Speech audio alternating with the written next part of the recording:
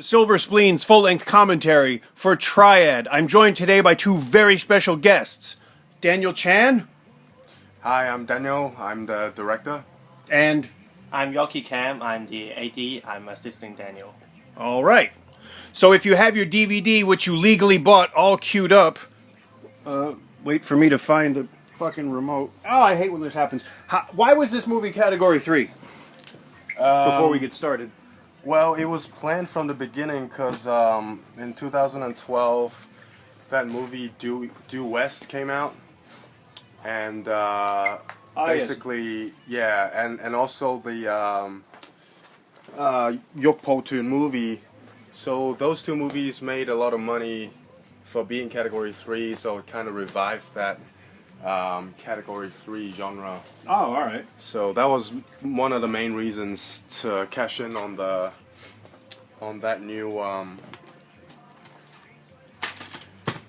We're searching for the remote. Oh, this is fucking stupid. Where did I put the goddamn thing? Go ahead. So you're trying to cash in on what you were hoping was a resurgence of Category 3 films. And well, it turned out that people wanted more tits and ass than swearing and violence. That's how it usually works. So that's why we didn't exactly cash in on the whole thing.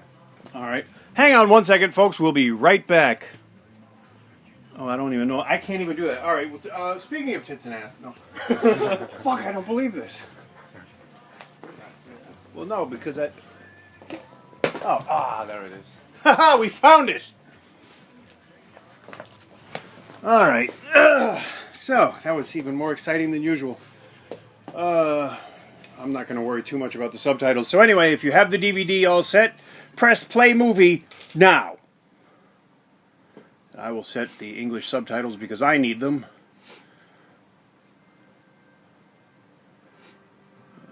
Chinese, English. There we go. So you're looking at the Emperor Crown logo. No, you gotta thank the company for. Yes, Yeah, exactly. For giving up the money to do the movie. Yes, and Albert Young is not a gangster. No matter what Google tells you. I'm the only one that's going to get disappeared. Don't feel bad. All right, so... now, do you guys get any say on how they do the credits like this? Any input about it?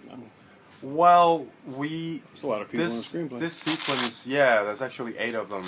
We can talk a little bit about why there were 8 writers. All right.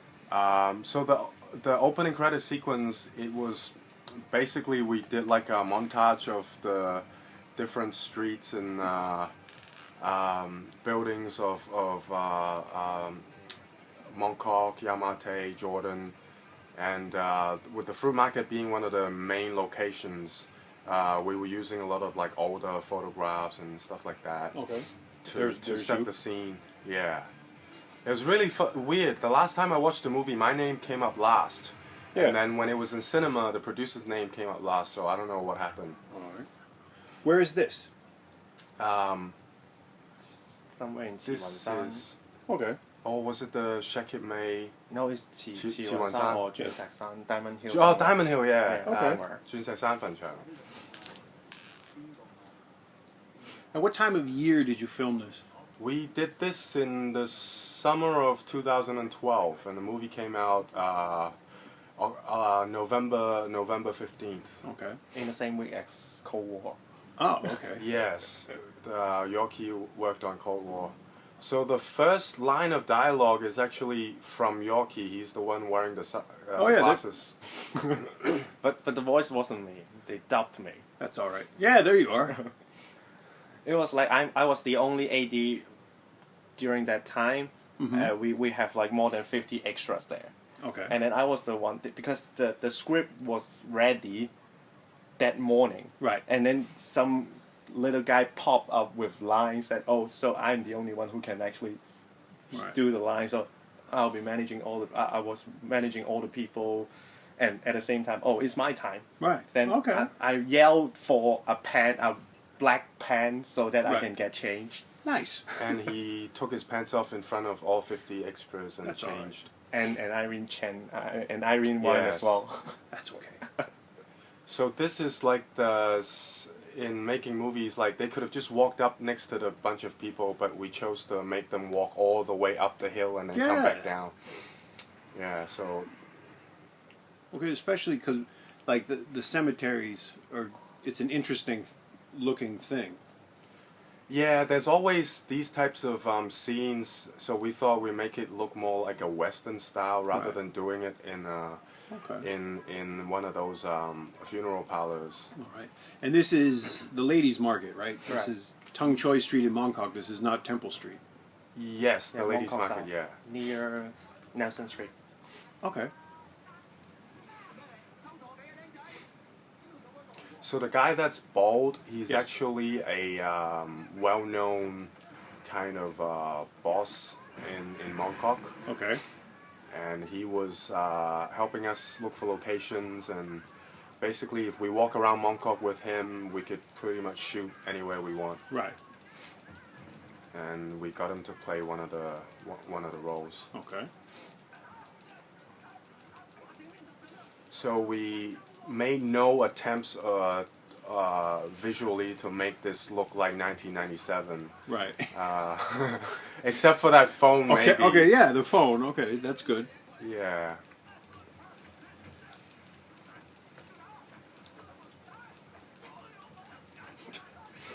But we have Edward's mom playing William's mom in the Oh, film. okay. Yeah, the lady selling oranges is actually Edward's mom. Okay. And the thing that I always love about local movies, you see all the people in the background watching the movie, but if there was really a fight, they'd be doing exactly the same thing. They'd all be standing and watching. Yeah, and Daniel was saying it's okay for them to be here, Yeah. as long as they don't take an Exactly. iPhone out and do photo shooting. Right. Wow, it was the first day of Patrick, and I was so impressed. Yeah. He got all the attentions from the whole set, and like he is the most senior Right. actor out of the film, and like other young actors were so disciplined, and they all follow Patrick's instructions somehow. So the part right after he got off the minivan and started his whole monologue, after the first take, people who were watching behind, they actually clapped. Oh, nice. That was the first time that's ever happened to me on set.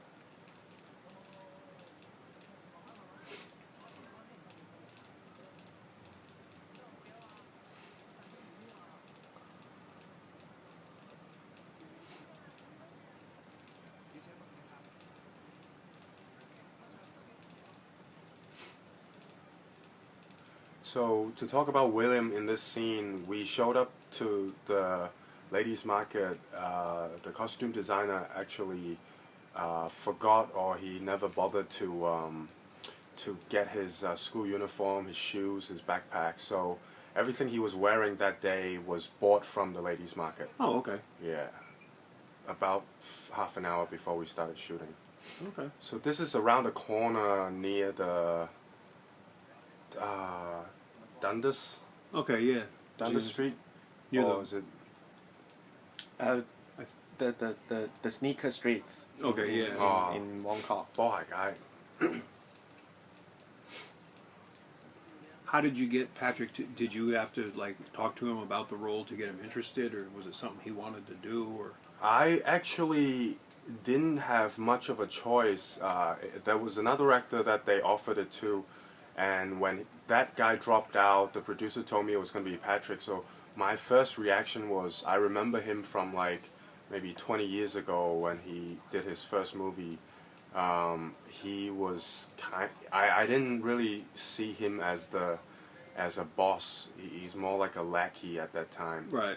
So it wasn't until like meeting him at the production office when he showed up that we thought, wow, he's totally different, because he put on a bit of weight, and he's older and he looks more like mature. So it turned out to be the best choice of the whole movie. Right. Okay.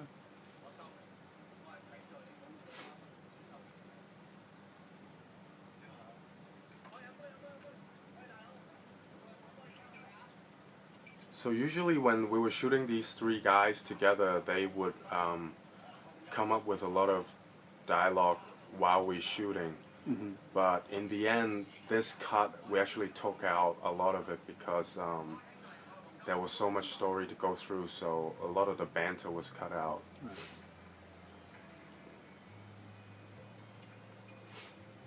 So this is the scene where the marketing people kind of used to promote the movie. So we were trying to do like a low budget version of what Johnny Toad did in Election. Right.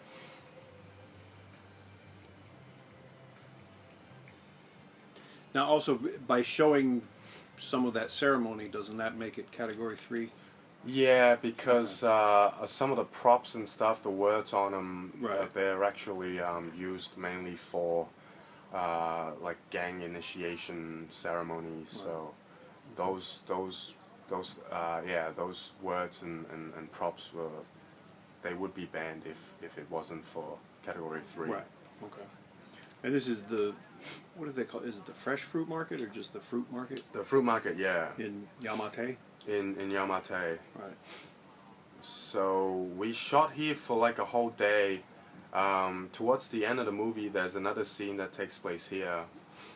I think it was right after we finished shooting this part when a real gangsters came and asked for protection money. Oh, okay. And our production manager actually did pay them that morning, but apparently the guy who is in charge was sleeping. He came and took the money and then went back to sleep, so he didn't tell his people we were shooting there. So at one point, the actors were kind of scared because there were actually like 20 guys surrounding our project manager, asking him for money. So in the end, it all worked out. He was trying to call his connection, but apparently that guy was asleep too. So it was tense for like about half an hour.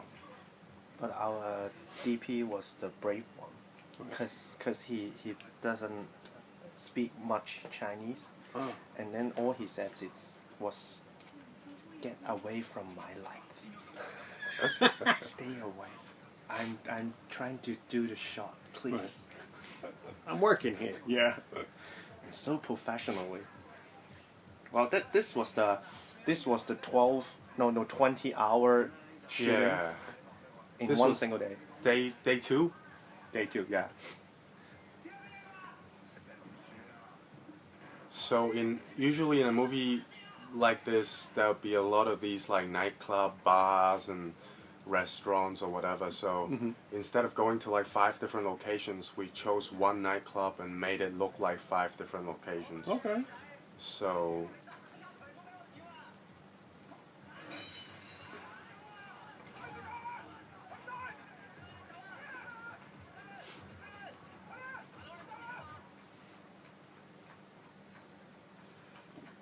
the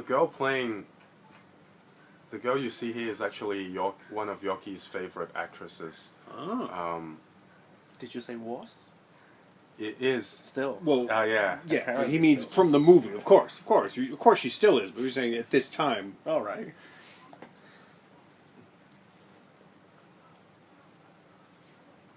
No, she's not. They never are. I'm sorry. I forget her English name. That's Chelsea Tong? Or? Kathy. Kathy, yeah. Kathy. Yes. Okay. They changed the name. So this guy is an actor. He was referred to us by the producer. He actually used to, I stress the word, have some connections with real gangs, and then he became an actor. And so this is in Jordan, where you are. You see all the people on the side staring like, oh my god. We were just handing everyone in a black shirt pipes and machetes and knives, and it was a really tough night to shoot here. It's the busiest intersection in Hong Kong pretty much, and we had 2 two guys holding up ropes to fend off 3 lanes worth of buses Right. and traffic coming by. So we still got like 6 takes out of that hour. Okay. So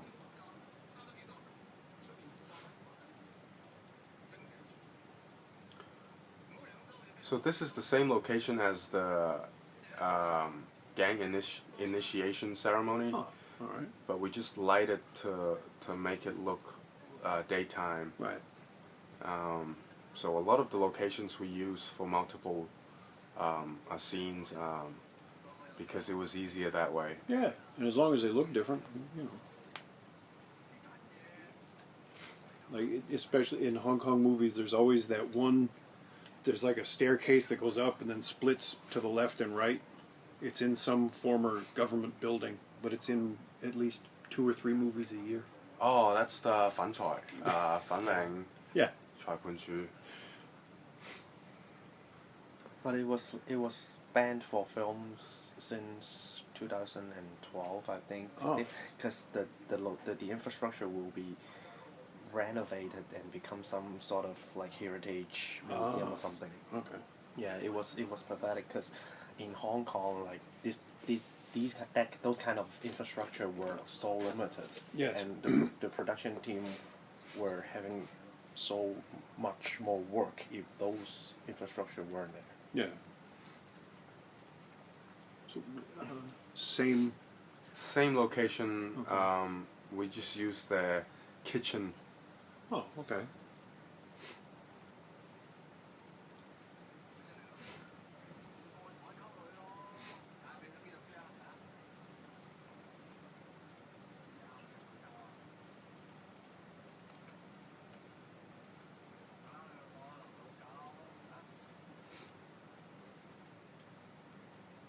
So now he's trying to remember. He's leaving for Taiwan. Yeah, Derek's character goes to Taiwan for a bit because he cracked a bottle on the spiky hair guy's head, and he turns out to be a somebody. So. Right.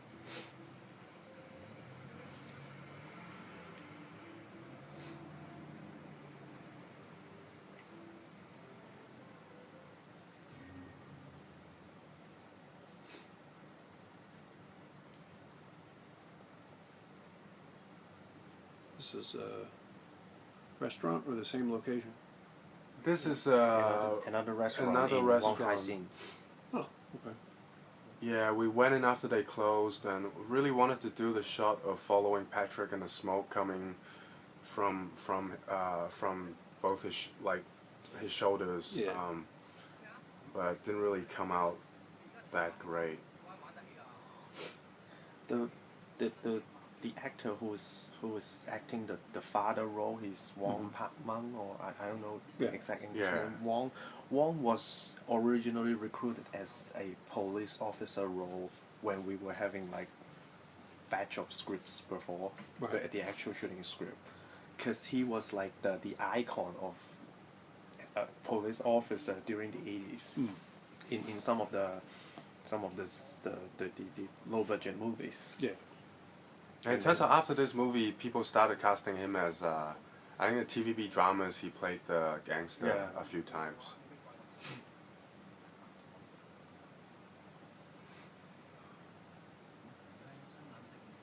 So you can kind of see like the light with the smoke, the lighting is kind of got a glowy feel to it. Mm-hmm. It's because our cameraman Wade, he actually put lady stockings at the end of the lens, the part that connects to the camera. So he uses it as a filter to get that softer look.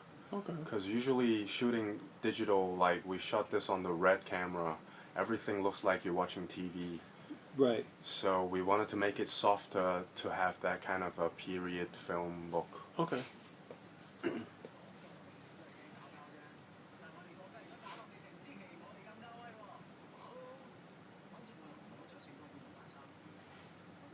Guy on the left almost looks like a very young Roy Chung. Oh. Remember you. That's how I know I'm getting old, because when I watch old movies, I'm like, oh my god, how young they look.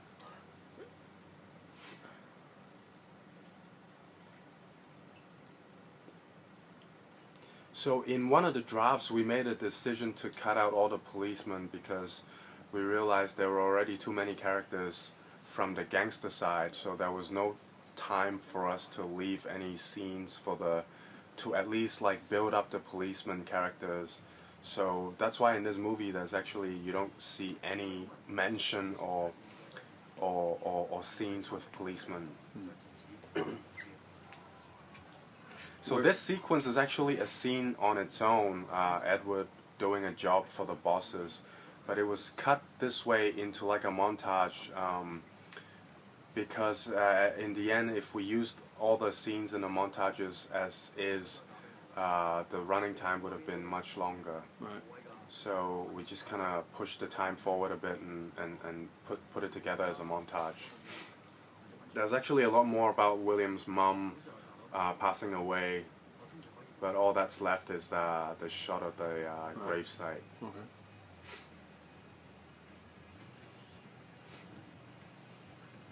This is the gym where William actually trained. Oh, all right. He recommended the location, and then the master, the Sifu from outside the ring was actually William's Sifu. Oh, okay. He's a famous trainer. He also trains a lot of celebrities. So he's also like Paul Wong's trainer. Right. So that's why in Young and Dangerous, Right. we went back to the same location. Okay, so it's the same gym. I was going to ask that. Yeah.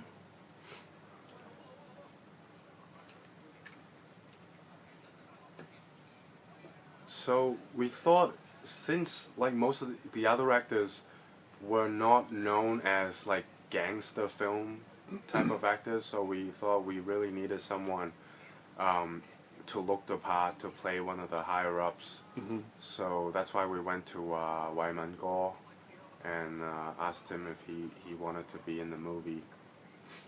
Okay. It was mainly to like give people around him like the legitimacy, but it turned out like all the other actors did pretty good. Yeah.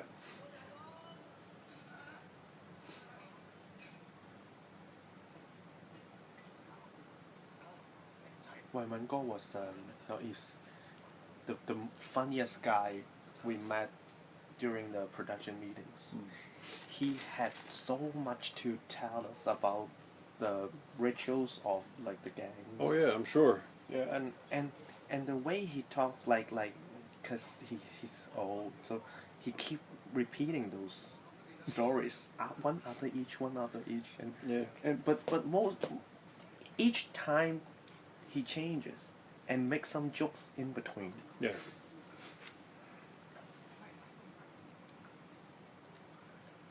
One of the versions of the script, we changed the ending to Michelle's character taking the blame for William because they had firearms in their home, and that story actually came from Wyman Gore. It happened to him, I think, over 20 years ago. The police were trying to pin something on him, so they went to his house and they found a gun with 5 bullets. And his wife actually took the blame for it and said that it was for her own protection. So Wyman Gore actually didn't get charged, and his wife actually had to do some jail time. But that was one of the really famous real life stories. Everyone knew about like how close they were as a like a power couple. Right. Okay. So this is the back entrance of the Chim Sa Choi Y Club. Actually, I think Is this a Goodfellas homage? yeah, we tried to do that, but our version's a bit shaky. And this is the longest way we could find to get into the actual place where we were going to shoot. Right. And I see there's a cut there. That's all right. So here is a cameo from Cao Ng. Oh yeah. His father is Richard Ng, Yes. like a famous actor from the 80s. And he was actually kind of drunk already. And William was saying, can you tell him not to grab so hard? Yeah. So when he said 放松地,放松地, it was actually William telling Carl. Okay. It wasn't from the character.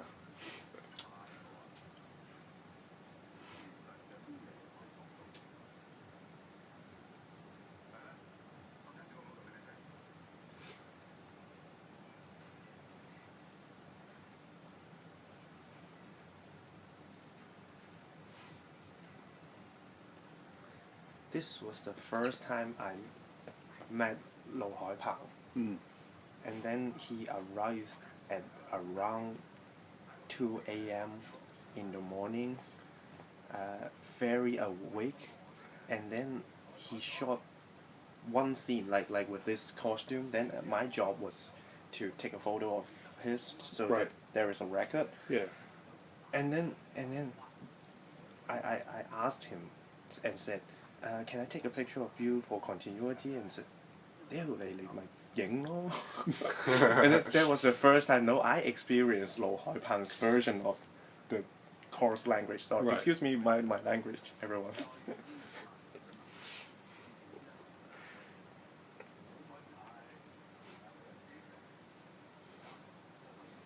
Debt collection. This job they're supposed to go on is actually an entire scene on its own.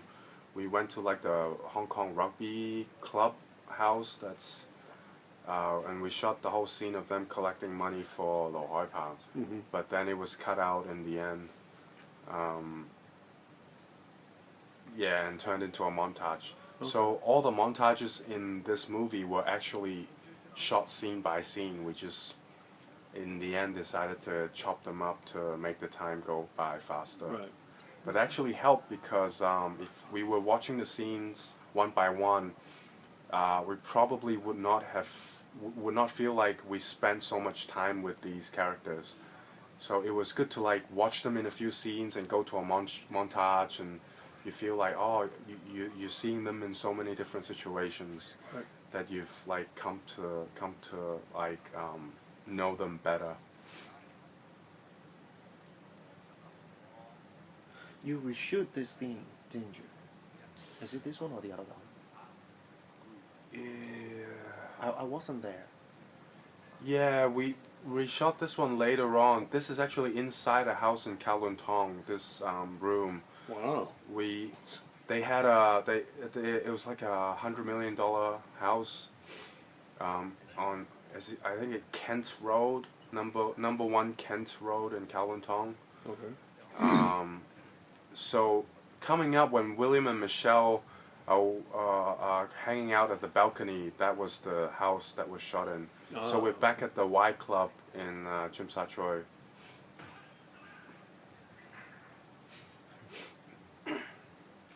My girlfriend called him Mr. Adidas. Right. I'm assuming that was his sponsor. Yeah. Yeah. Well, it was the only sponsor we could find, so. That's all right. Besides, I actually prefer when somebody's wearing everything from the same, you know.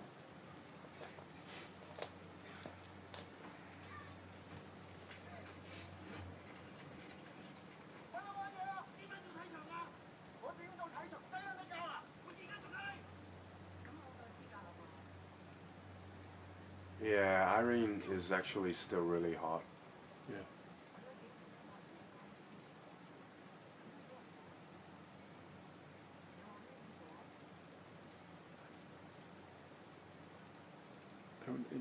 Tell me, how come everybody has their own name in the movie?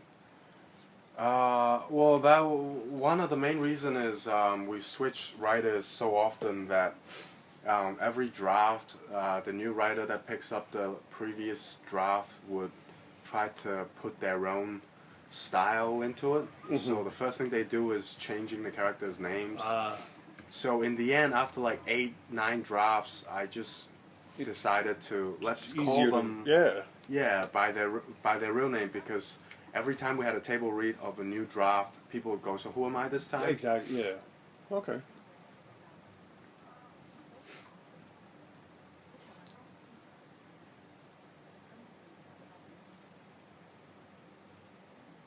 So you know, Deep Moon wasn't the first choice. Exactly. Yes, I think I mentioned that in my review. Originally, his name is Zikin. We were gonna ask the director of Gallants, to be, because his name is Zikin. But in the end, we went for Deep, and it was a better choice because, I mean, the amount of like action and the amount of scenes that he had, it was better for a professional actor. Yeah. So where's this? This alley is. This alley is next to the Kent Road Street house. Okay. So, in the afternoon we shot them having fun inside the house, and then at night we just walked outside and shot this scene to make it look like it's connecting to the Y Club. Right.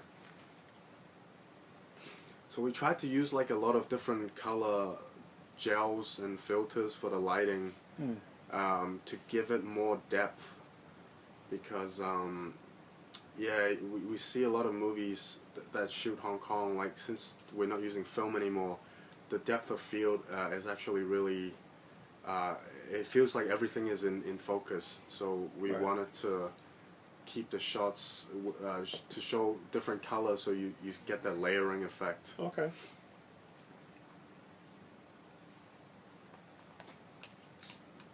I still don't know why Michelle likes him like this early on. I couldn't figure that out either, but you know, I was just jealous. Every time I end up in an alley with a woman, I don't know, there's either money exchange or the cops get called, or one or the other. See, that's what I'm doing. I like the blurry vision though. And she's a really good actress. What the heck? Oh, Insanity, which not necessarily a perfect film, but she was really good as the crazy junkie girl. Okay, I haven't seen it.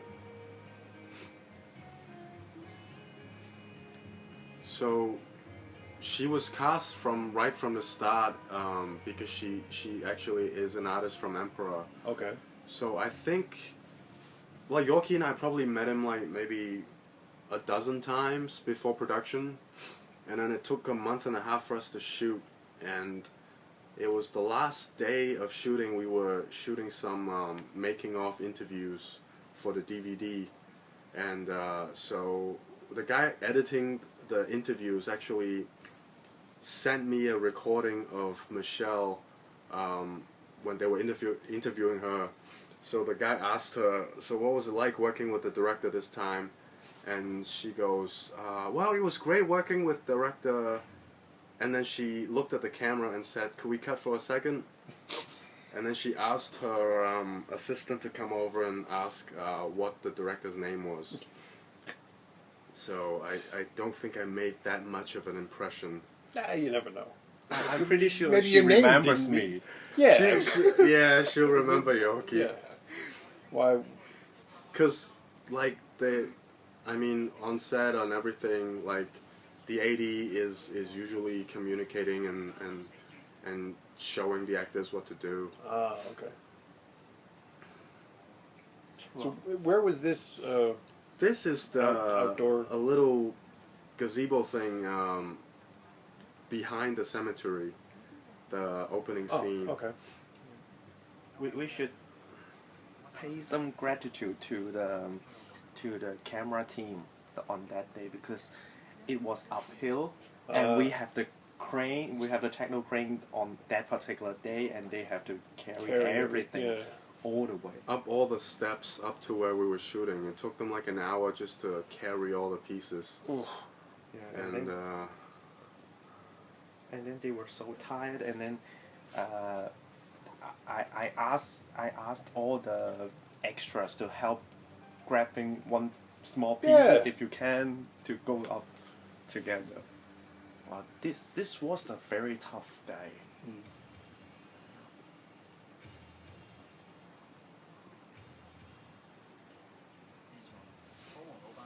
So there was a whole sequence here where they were chasing this guy up for money Right. and hanging out around the rugby club like day after day. And when we cut it together, it just seemed like, yeah, and the three guys were trying to scare his children playing in like a funhouse thing, and I think the three guys were just having too much fun. It didn't feel like they were gangsters. They were more like babysitters. So we cut that out.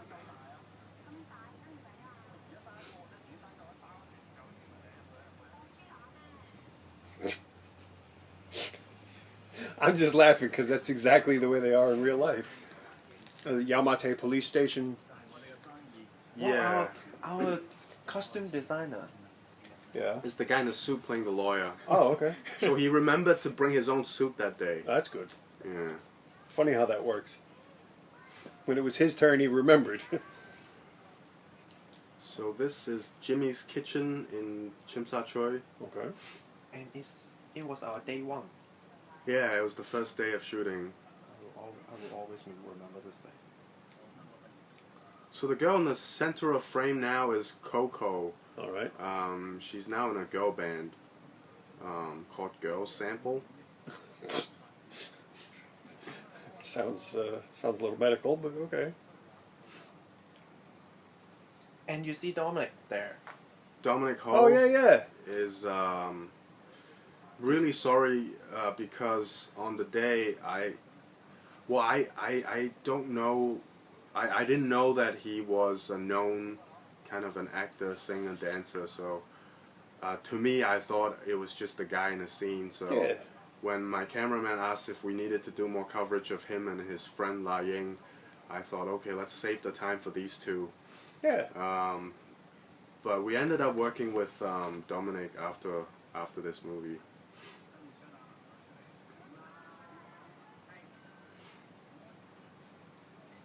It was my hand grabbing Michelle's in that close-up. You sound very happy about that. Yeah, I'm so happy. We were discussing whether it's like a grip of interlocking fingers or it's like this. Right. Where they were doing. We test. We started It's important with to be thorough. Yeah, it is. we started in the script. It was actually like William grabbing her ass, but then when Michelle found out the AD was gonna fill in, she didn't want to do it. Right. Yeah. Well, So that was, but see, like to me, that's still very effective. I don't know how much space there really was, but the way it shot, it looked really close. So. I think It is close. It Yeah. was very close. yeah. So I got yelled at here. You see the red car parked next door? Yeah. Yeah, the red car right there. We spent $2,000 to get it here for the night, and then I didn't actually shoot it to show that it was William's car. Oh, okay. So yeah, I got yelled at by the producer. Maybe, see, next time around, maybe after William walks out, he should just sit on his car and smoke a cigarette. Yeah. Yeah.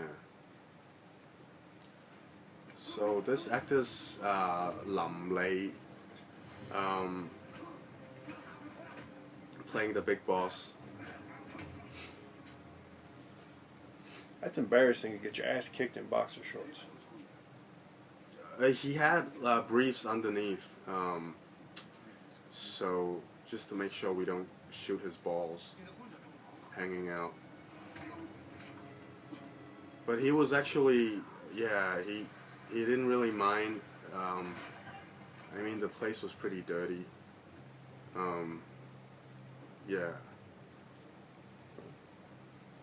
So this is me and the cameraman hiding in between two coffins to get this shot.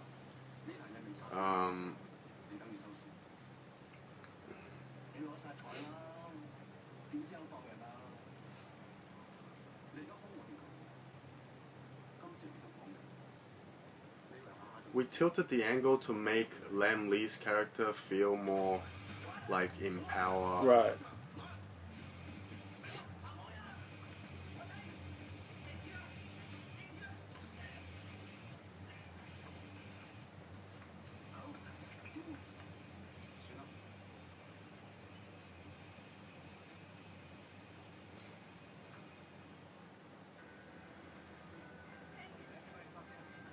So to shoot this scene, there's actually two guys holding like a fire hose connected to a pump truck that pumps out the water, and we only had enough water for like maybe a few takes, and it turns out all the rain is actually hitting Patrick out the back and not these guys, because the wind took it down to. So I thought Patrick would be dry since he's like staying with like something covering him. After we finished this part, we went over. Like he was trying to light a cigarette. Right. Yeah. Look at it now. Running off his face. It's just like hitting his face.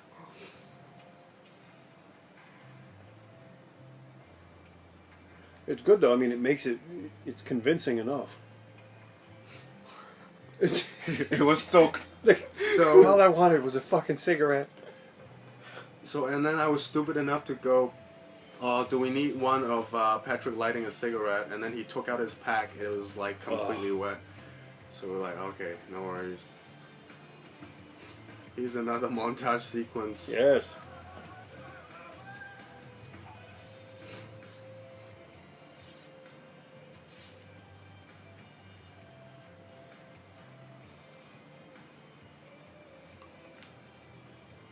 So she really misses him. Oh.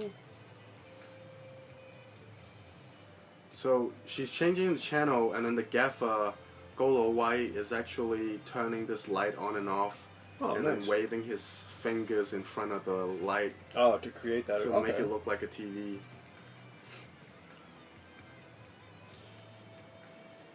So this is the big house. Oh yes. In Kowloon Tong.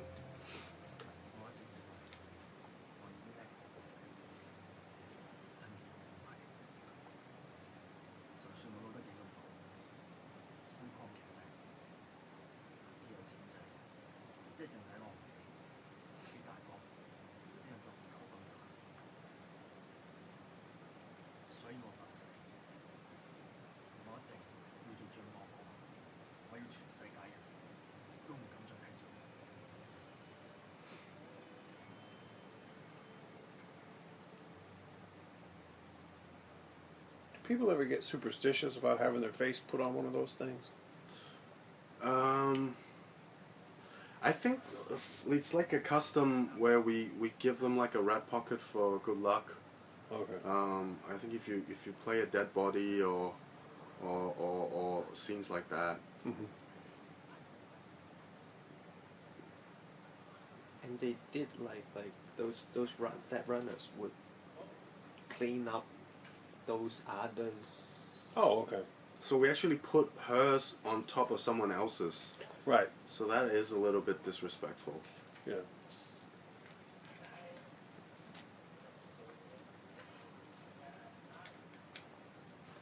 Now, was that stuff there? Or did you put all those pictures and everything up? The only money we had to put anything into this place is those lamps with the red shades. Okay. They were sitting in a warehouse somewhere, so the props guy just took photos of them. There was actually another one, I didn't get it into a shot, so I don't think the producer noticed. It was like $300 or something. This place was like a country club thing. Okay. Where those were the sponsors. Ah. So they have their pictures there. It was actually pretty much retirees going in there to play mahjong and sing karaoke, and it's like a clubhouse for the elderly. Okay. But then with the photos on the wall, it looks like it's something to do with like gang business. Right.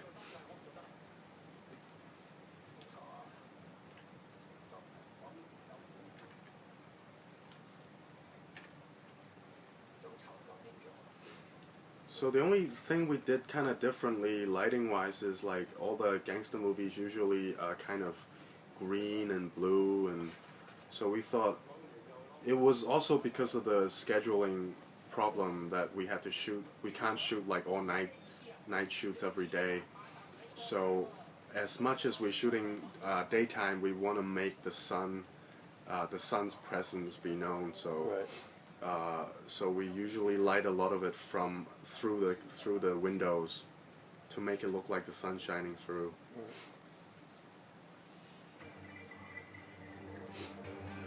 Yeah, another montage. Yes. So much of the footage was wasted because like all the shots you see here, there's actually beginning, middle, and end. Right. Like even those guys just flipping the table, we shot them showing up at the restaurant and planning to go out and yeah. Yeah. So the guy got kicked is the assistant action choreographer, Juicy Fu. The action choreographer is a guy named Fai Go, and it was him and Juicy Fu doing the stunts and stuff.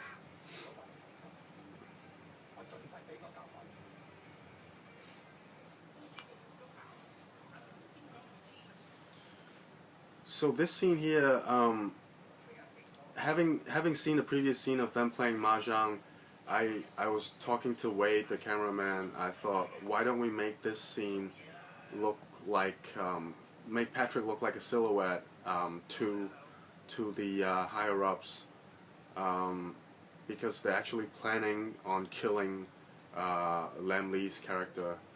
So it wasn't something that he wanted to do. So we thought that we would shoot it this way to make it look more. He's being pushed into doing it by the higher ups. This is one thing that we shouldn't be doing. We were shooting at night in the cemetery. This place was the cemetery. Oh. You mean legally or in terms of superstition?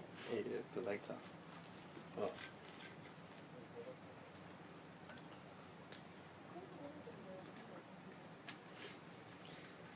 And then at first, the costume designer provide Irene with a red dress. Yeah. Whoops. For No, this yeah. scene. Can't have a red dress in a cemetery at night.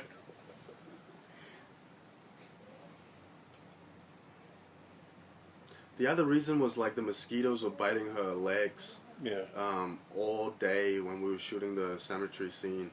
So she's got like little blotches everywhere. So we used the trench coat to cover it up.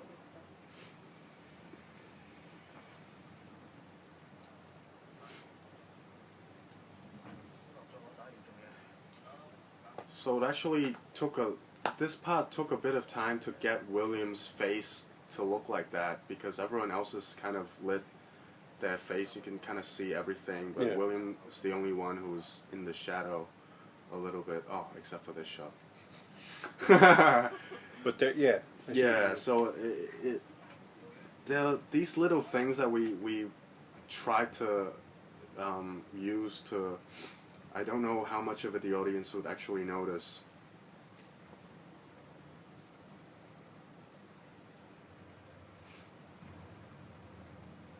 So this restaurant's been closed down since we shot this movie. Okay, where's this? It's is it still Yamate? I think so. Dakyu.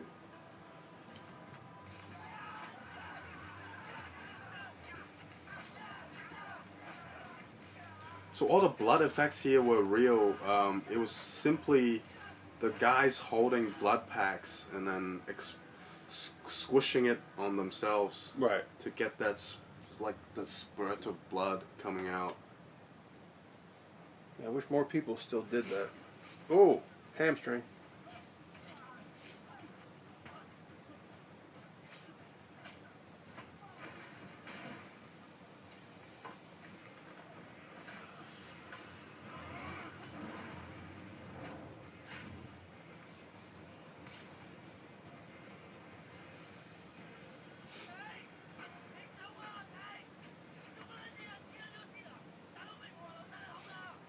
Well, apparently not.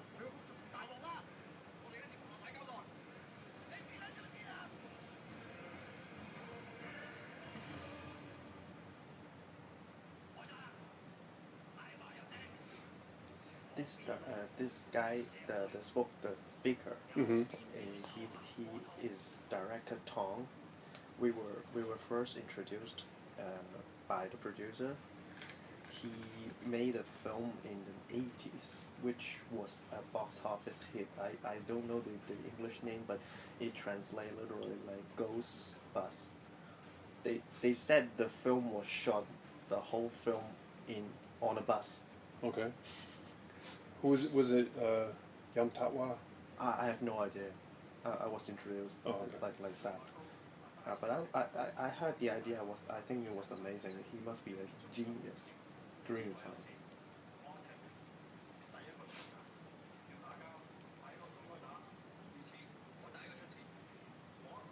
Yeah, we should have added a bit more muscle tone to these guys.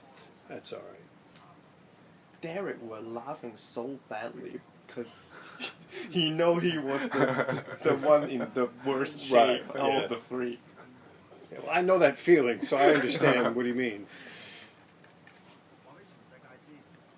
So we used this opening scene as to break up the middle of the film. So we saw the first part of the cemetery scene in the opening. Right. And now we realize how Williams become this powerful figure. Right.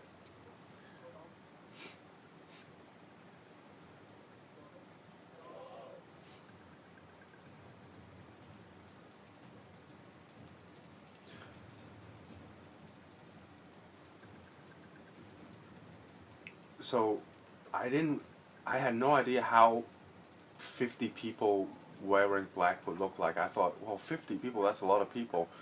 So, but then when you're shooting in a location like this, you realize, okay, I have to split up some guys to follow William's side so that I'm actually losing guys on Irene's side. Right. So, yeah, 50 is actually not a whole lot of people considering, like, if you want to shoot a scene to show like how powerful these guys are.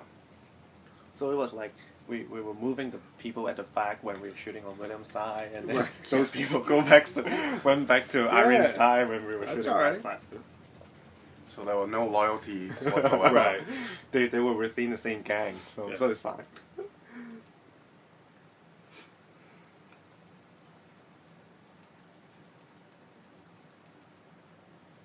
So it was a nice transition, this bit, like panning up to the sky and then coming back down. But then after like watching it like a few hundred times editing, I realized how awkward it would be for all the guys to just come up to Irene and say, okay, we're gonna go, so are you going? And then Irene would go, no, I'm gonna stay here with Patrick and you guys go. And so it would probably be an hour of that going on until they could be alone for this chat.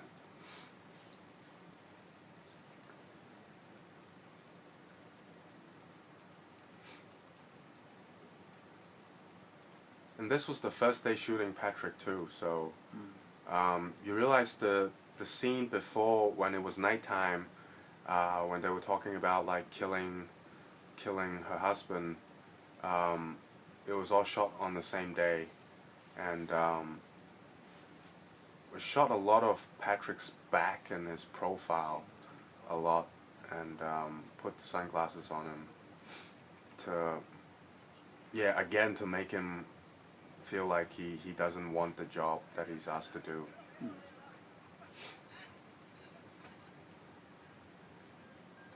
This I remember was not planned because we finished early on the scene previously, and we were going to the tattoo parlor to shoot William getting tattoos. So we had like maybe an hour and a half, and we were around the area. So the producer called this guy Gao Manlong and asked if he could come and shoot this scene.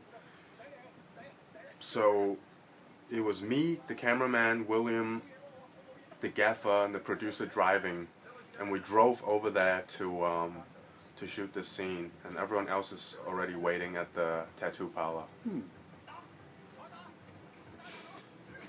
But it turned out to be like a scene that everyone remembers, and I remember on Golden Network forum they were using photo captures of this scene to make some joke about like triads paying money to get elected or stuff officials to get elected, stuff like that. Nice. So we're back to day one of the shooting. Jimmy's Kitchen again. I agree with Yorkie. I like Kathy better. And Daniel did a great job during the time because Kathy was trying to lean on her hand, Right. where she on the first few shots her face was distorted somehow, Right. and then Daniel said, "No, you should do it like this so Yes. that you look more pretty." Exactly. Wow. I completely don't remember us saying that. He denied. It's all right.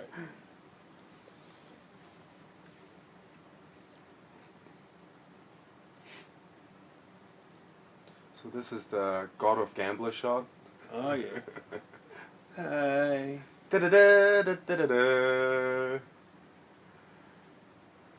Now this is the one big mistake. Everyone's asking why we only see the back of him. So there was no reason why. I just simply forgot to shoot the front of him.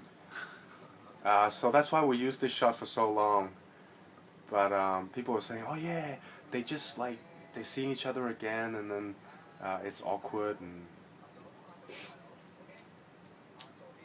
there was so much more swearing here, and so much more banter going on about like they were talking about like how if you've tried banging Indian girls or Italian girls or whatever. So there was a whole part like another story of them going to Thailand, and turns out the girl was actually a guy. Of course. But then yeah, it all got cut out. I realized you just gave one shot to Miss Macau of that year. Miss The- Macau? The Italian girl. Oh, Yeah. it's Miss She- Macau? She was Yeah. Miss McCall. Okay. Yeah. Wow. Okay.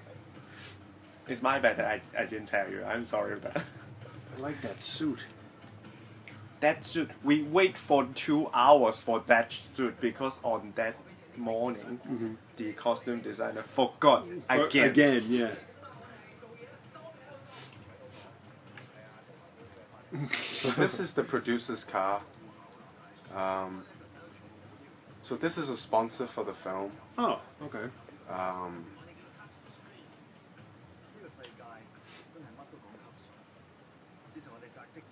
I don't know who this boat belonged to. Mr. Young, Or the big boss. Yeah, Dr. Young. one of his... Dr. Young. Dr. Young, yeah. Oh, that's nice. I mean, you know. If that couch could only talk. Did I say that or just think it? Langham It's Place. some noise from Something. the room. Strange. Yes, we're gonna. Yes, Langham Place. We're gonna improve the perception of Portland Street by erecting a gigantic dildo-looking building. Don't make no fucking sense. No, And the helmet of the Kowloon dildo Tong. Yeah, exactly. lights up. It's always that peach color. I don't. Oh. And all they did was everything moved to Shanghai Street. They moved a block over. It's like it's not a big deal.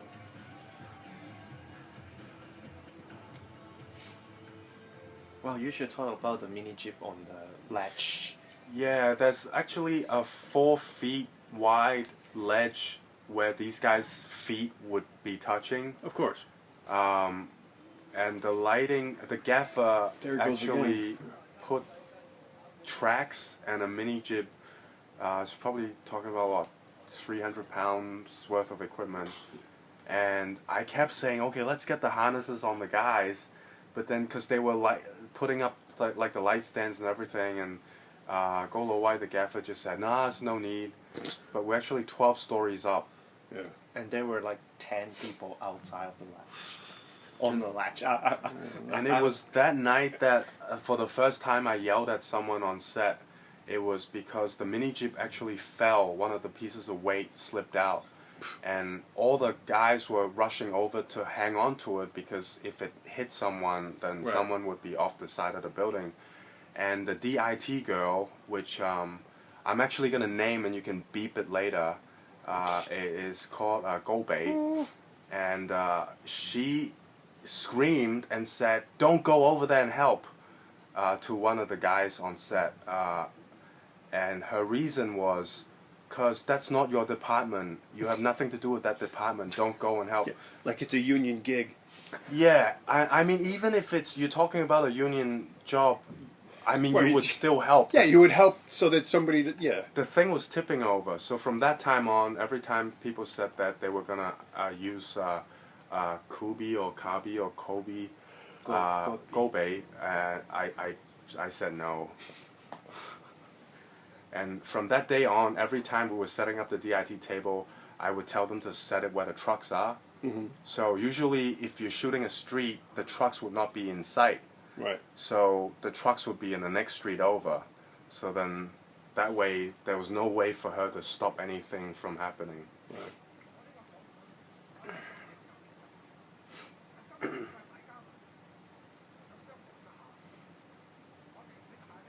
Besides, I think Deep and Waimangor, no one else actually smoke. So it was really tough for them. I don't think Patrick smoked at the time. Okay. So it was a lot of, yeah, we went through like tons of cigarettes. And that, to me, that's one of those things. If a person's a really good actor, because when somebody doesn't really smoke, you can almost always tell.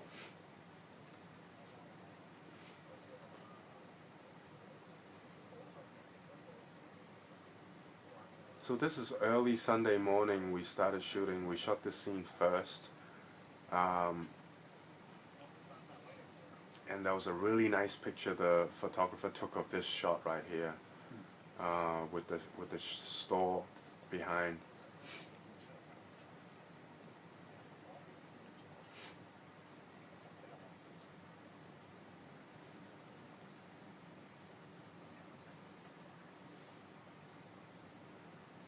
Patrick brought his family over to visit in the morning.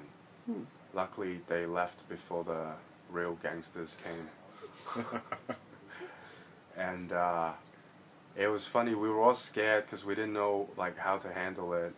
Like, we've always heard that, oh yeah, gangsters will come and ask for protection money, but so when it was actually happening, the camera guy was like protecting the camera, but the actors, they were actually doing a scene where they were eating hot pot, and Patrick and Derek were in the scene, and Derek actually kept eating his hot pot until there was no food left, and the guys were hanging around like saying no shooting, and in the middle of all the yelling, Derek just goes, oh, I'm out of beef. And so the props guy went and got more beef. So afterwards, I'm like, holy shit, we were so scared.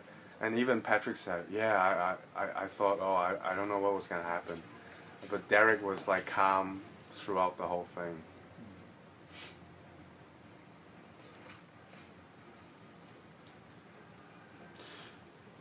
The shot before where there were a bunch of girls, I probably shouldn't tell the story.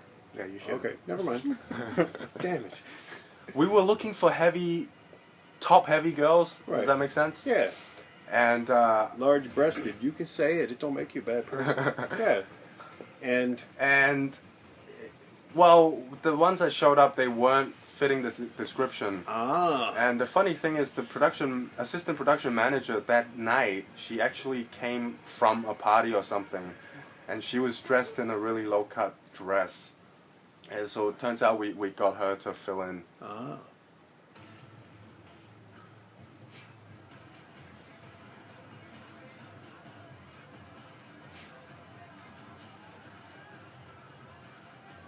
So we took over like 2 minibus stations, and we just told everyone to go line up on the wrong side of the street to wait for the minibus.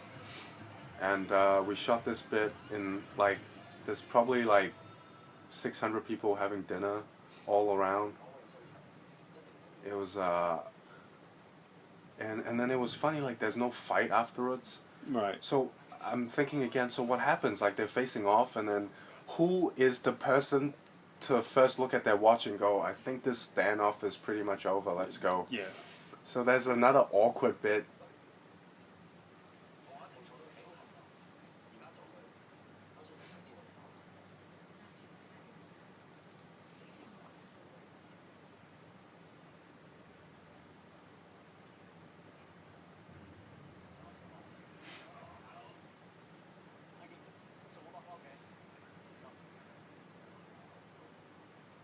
It's so weird. Like when we cast these roles, usually the richest people in the story are actually the lowest paid actors. Right. So Yeah.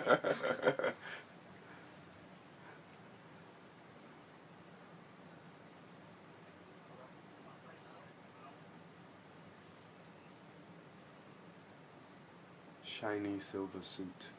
I love that. The shark skin. I have a suit just like that. I believe it belongs to William himself. Oh, okay. That makes sense. I've done that before in a Daniel Chan movie. Worn my own suit.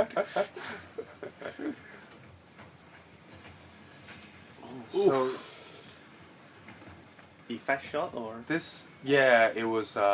We added the CG knife bit. There was real noodles like left over from days and days, and we were just picking it up by the crates, and the stunt guys took it to the face. So this is another hard to explain part where here is a cameo from action actor Ken Law. There he is.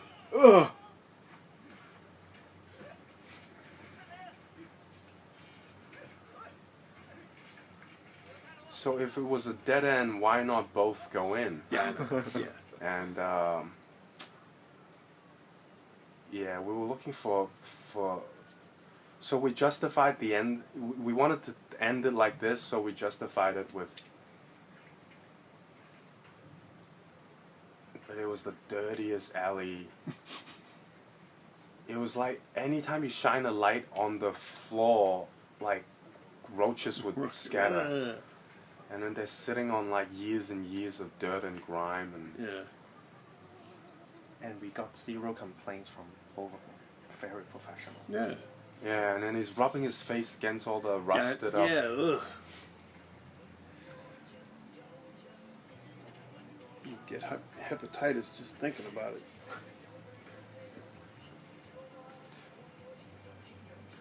A lot of people say like the song was used a lot, but I thought it was kind of a nice theme to. Yeah. And in the end, it's the one thing that most people remember was the song. I think it's a plus when I first watched them film in the premiere. Yeah. So just in case the audience forgot that they were friends, It's important to have these flashbacks because the audience will forget. yeah. Why are they crying? Like the guy just died. Oh yeah, they're friends. She looks cute even if she's pregnant. Sure. So Pregnant girls always look cute Yeah. because they can't So get she pregnant. looks cuter. When Yeah, she's exactly. Yeah. pregnant. Okay, I gotta rephrase it. And she looks cute when she crying. cried. Yeah. Which is not easy to do. She's crying because people will think the little kid is cuter than me.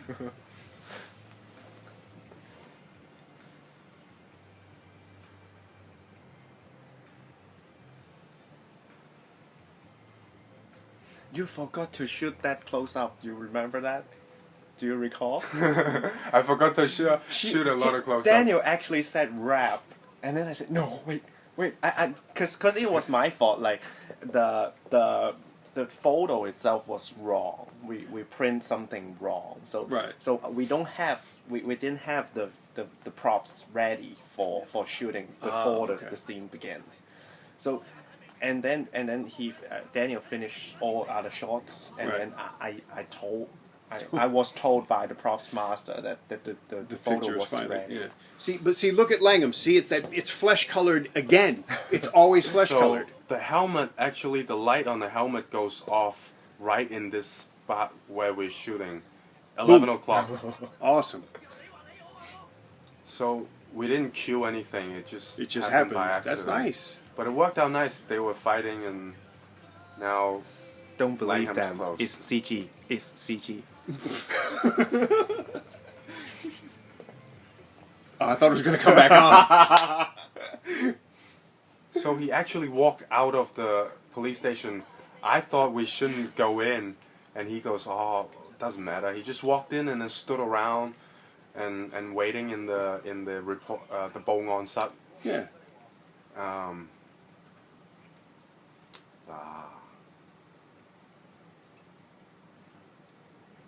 There's no way she's almost 50. Is she? Yeah. Oh my God. But Kathy will be cute when she is 50. She'll probably be like even hotter.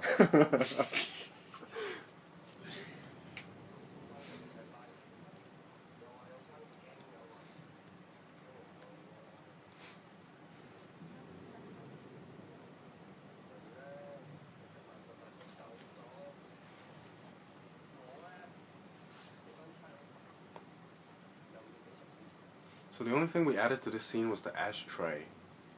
Okay. Everything else was basically how we found the location. Okay. And where, or what is it? If you This can- is it. This was in Hong Kong, at the streets where lots of those coffin stores Oh, and yes. places like that.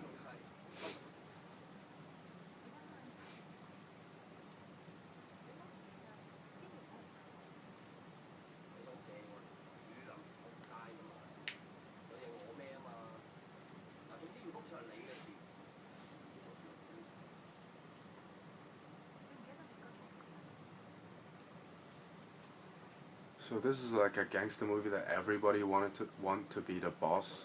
Right. So I really think we should do one where nobody wants to be the boss. Yeah. And then, but they use the same tactics to not Right. rise up in the ranks.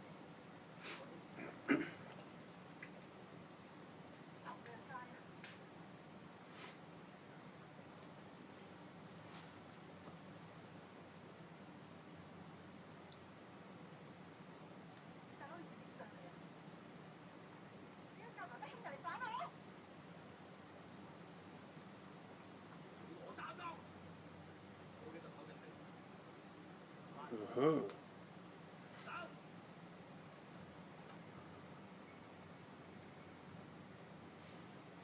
What's she gonna do now?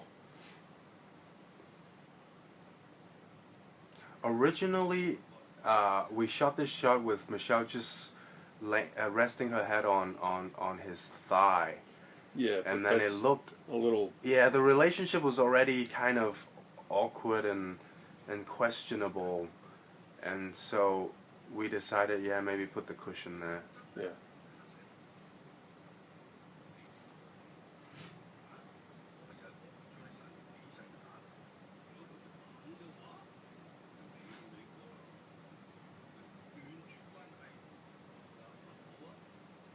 So even the dialogue's very 80s. When in doubt, just go to America. Like anything bad happens, go to America. But you don't find out what they do in America. Right.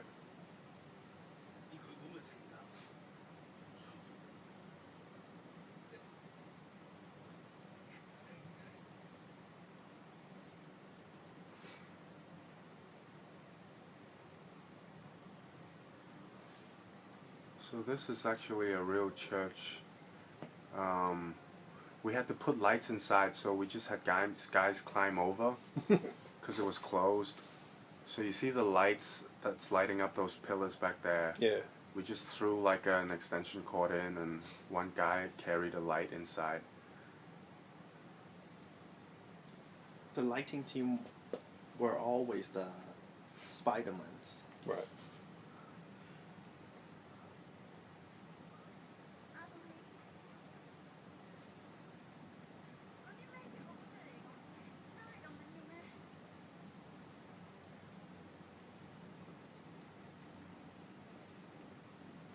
You see from the those little round circles or the lights Yeah. would shine through. You can actually see the pattern of the stocking.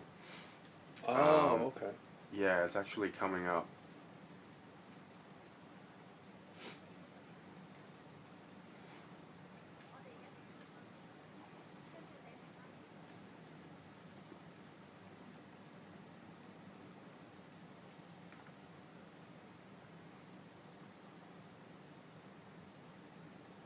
Have you thought about what it'd be like if Kathy and Michelle's character was switched?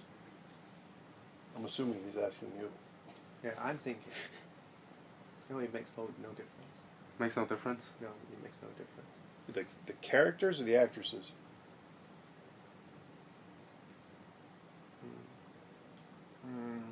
I can't tell, because Michelle has the kind of like the sense of rebellion inside her, Right. where Kathy was missing that. I think Kathy was like a neighborhood girl.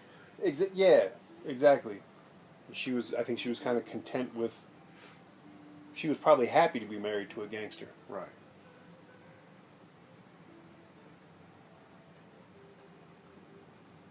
Yeah, there wasn't the same sense of class conflict. There you go. Exactly.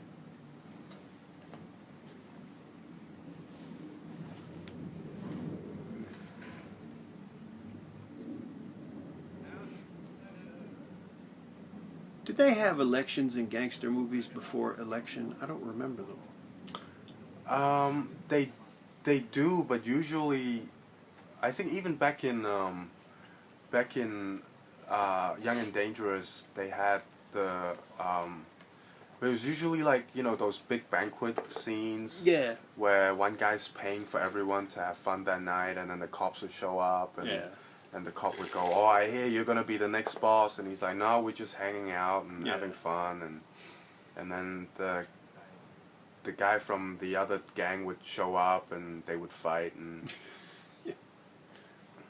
I think for election it was the explicit demonstration of the rituals itself that was new. Right. And back in the 80s or 70s, they have those kind of scenes about the rituals of Right. new initiation. Right. Initiation. Yeah. Right. I mean, like as a plot device, the idea of an election seemed fairly new. Yeah. Whereas before it was just somehow you knew that they were always working against one another and trying to get ahead and eventually end up being the guy. Yeah. There's the boat again. yeah, so it's the same boat as the one when William was playing poker with everyone inside, Right. and I forget this actor's name. He calls himself Fei Gay. Oh, Yip Gingman. If yes. I'm not wrong. Yeah. keep going on. This is Irene's Maserati. She drove it to set, and then we had this was the last day of shooting. We had another car, like a BMW, but yeah, as soon as the producer saw that she had a Maserati, then we asked her to use hers. You see those two hunchbacks at the back? Yeah. Those were two set runners. Poor set runners. 肥輝同埋 oh crap, I forget. I forgot. Fei Fai, the guy in the orange, he used to be a assistant director, and he was actually really experienced. And then he started working as the background actors. He was the guy who organizes them. Right. So he's been in the business for a long time. He makes lots and lots of cameos, especially in the Lan Kwai Fong movies. And Stephen Chow's movie as well for Fei Fai. Yeah. Because he could perform those reactions Yeah. from the jokes. Off time, off beat Yeah. reactions. Right.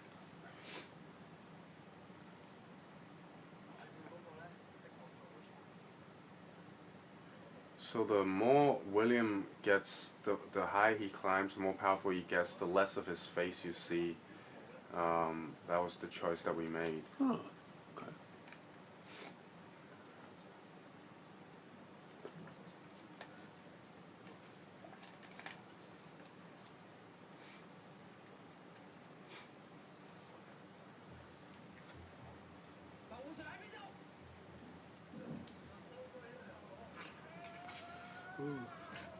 Ugh, that's unpleasant.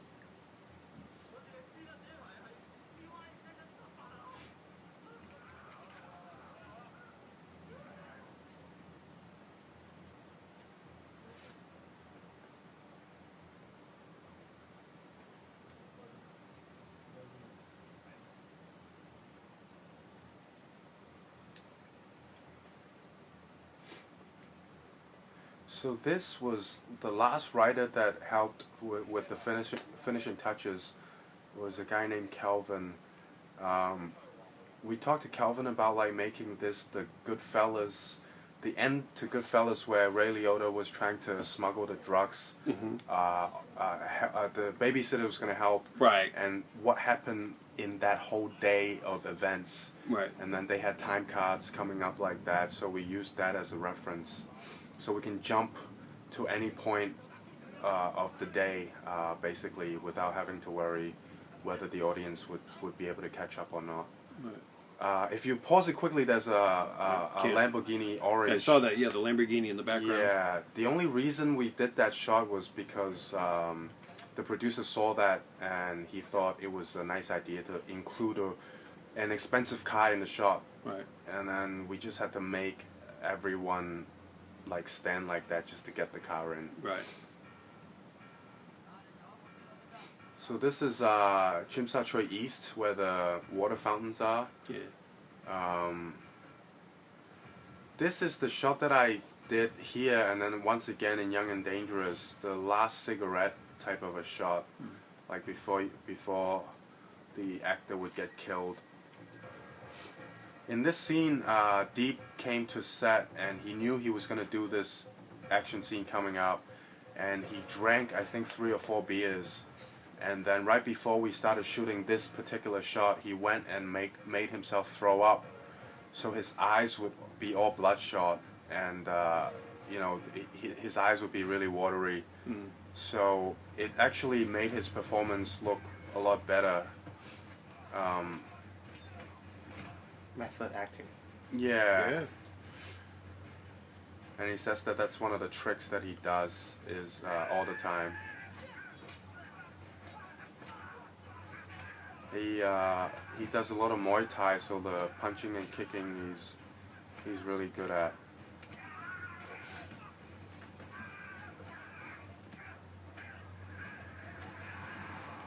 Ooh.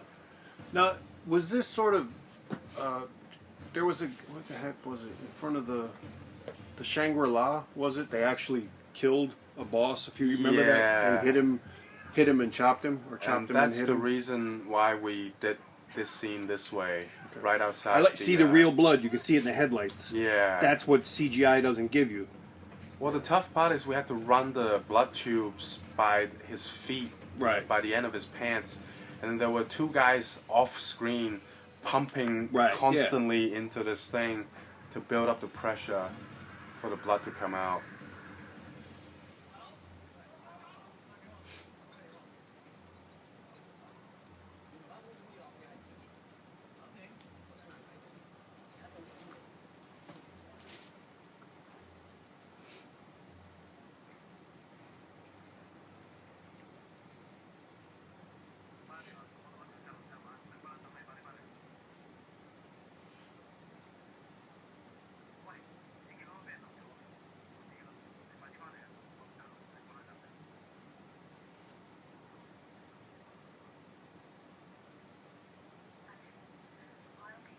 So usually a guy checking his answering machine happens like early in a movie, where the exposition would go, but we did it. I think we rewrote that part to fit the dialogue in, so that we would know like a recap of where everyone is at the moment. Uh-oh.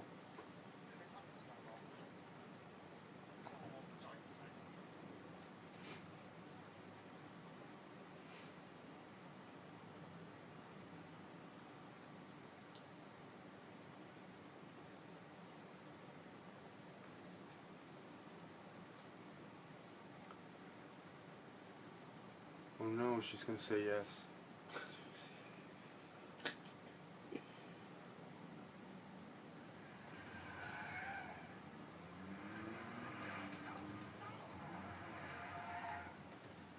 Should have hit the briefcase, the suitcase.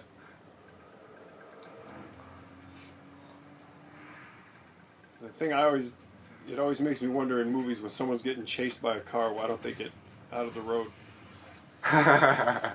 But That always. I hate that. I hate that in movies. Oh, Where they grab the knife. oh, don't even say it. Oh, Jesus. So this whole part was shot out of sequence. You see one shot the sun's up, and the other shot the sun. It was still completely but you dark. move it around. It's okay. This was the most blood. Yeah. I think there's more blood in this one than Young and Dangerous. And then in the end there were like bloody handprints all over that car. Whose car was it? Yeah, it was like It was just there. people who lived around there. Yeah. Sorry. Calling the police in the morning. We were just so tired. It's like, oh, fucking forget it. You can still see the bloody handprint. Yeah. See, these scenes are really hard to do, like right before you die. Yeah. So we kind of originally, I remember there were lines in the script, but we just kind of decided to just not let him say anything, let the ring do the talking. Yeah, you don't explain the. Yeah. And it's always hard because, you know, somebody's been hacked to pieces, but they're going into this monologue. Yeah, I wish things would have been different. Like, I'm gonna take care of you. And if there is a deadline, I wish it's indefinite. Yeah. So now we remind the audience again. How they met? Yeah. And all the nice times they had together. In the song. Yes, it comes up again. And it's a shame you should use the full shot because Michelle only wears the shirt. Only wears the. Yeah, there was a full shot and then with the legs hanging out and then. Yeah. Yeah.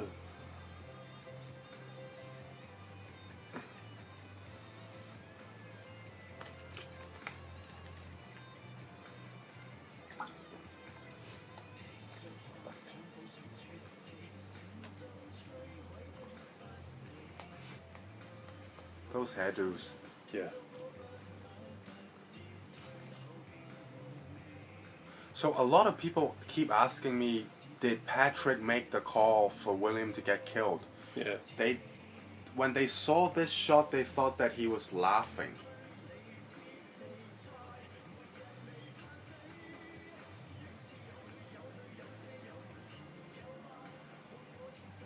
I don't. And so the sun's coming up out the back. Right.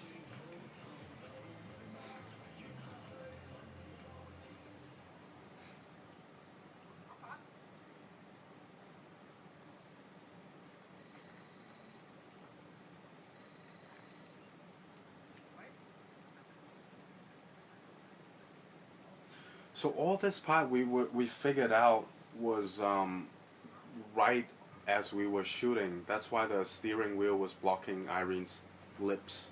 Right.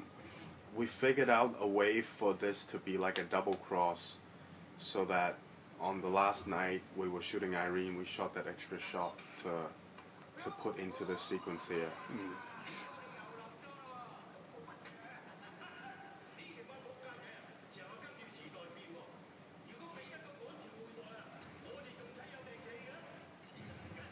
So when we shot this scene, the stunt driver drove the car over and there was still half a tank of gas left. And they were already putting all the accelerant in the car. Right. And I went over and I looked and I thought, oh, wait, isn't that dangerous? And he goes, well, it's never going to burn down to the gas tank. And right at that moment, I just thought, okay, since the actors are not here yet, why don't we just let the car run? Yeah. And the guy goes, well, it would take about a couple of hours for all that gas to go out. And I had to insist, asking them to pump out the gas. I don't know why I'm the one insisting. Yeah. But that was actually, that part I was actually scared because... Well, yeah. Exploding cars. Yeah. So it was kind of like that, how we finished making this movie. Right. Okay. Anything else you want to say? No, I got nothing. Final thoughts? Anything? Probably wouldn't work with that. Costume designer again. Okay. Or the DIT. Or the DIT Or the- yeah. lady. Okay. Other than that. Oh, Mr. Producer too might not. I think he hates me. That's all right. Oh, Joey. Okay. All right. Well, great. Thank you both very much. I learned a lot, which was always fun, and hopefully we can do some more of these soon. Yeah, no problem. All right, Definitely. All right. Thank you. See y'all.